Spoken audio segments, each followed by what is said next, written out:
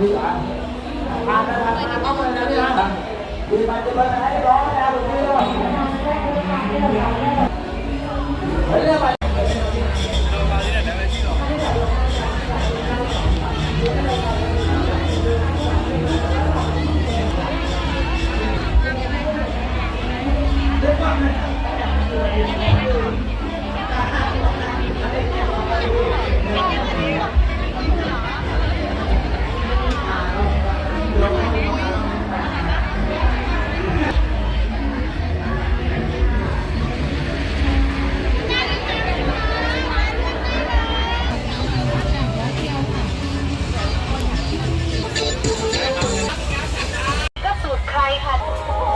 เพิ่มความเข้มข้นอร่อยจนลืมนะคะคนละตัว2 ตัวค่ะ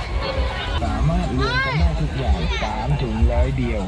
ราคาถูกแบบ3 ถุง100 เดียว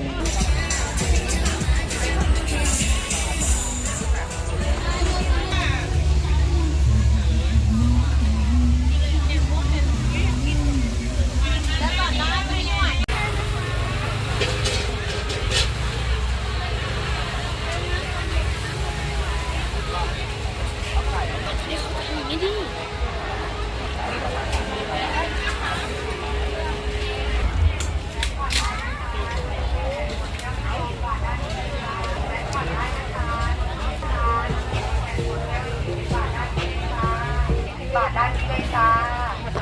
แวะก่อนได้นะจ๊ะน้ำลำไยแกะสดแก้วละ20 บาทด้านนี้เลยจ้าด้านนี้เลยจ้าแซ่บเลย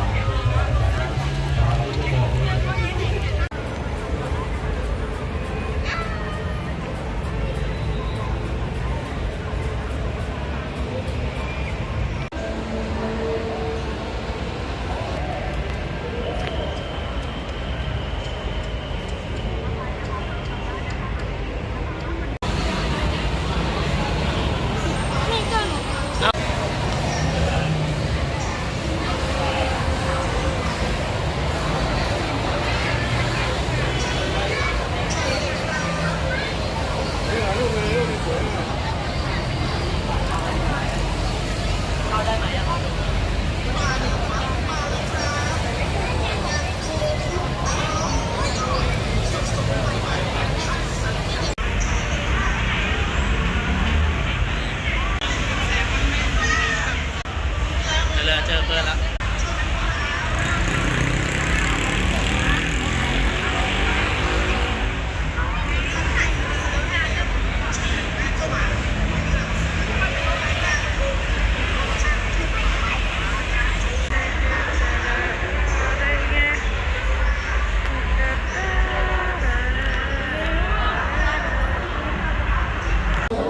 ดีกว่า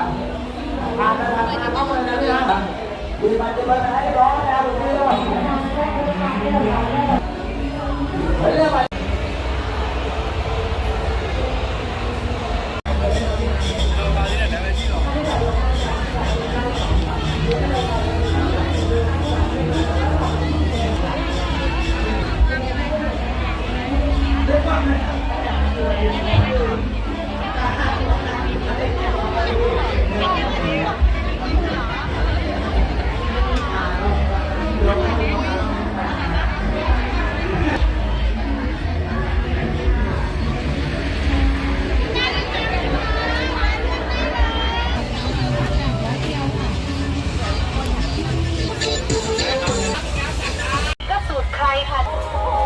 เพิ่มความเข้มข้นอร่อยจนลืมนะคะคนละตัว2 ตัวค่ะ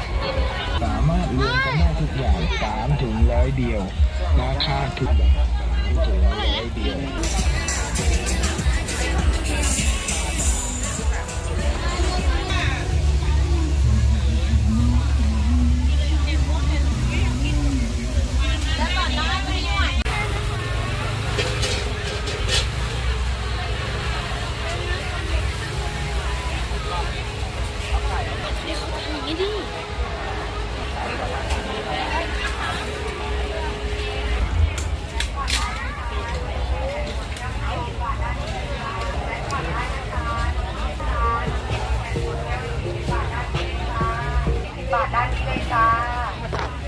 ก่อนได้นะจ๊ะน้ำลำไยแกะสดแก้วละ20 บาทด้านนี้เลยจ้า ไปด้านนี้เลย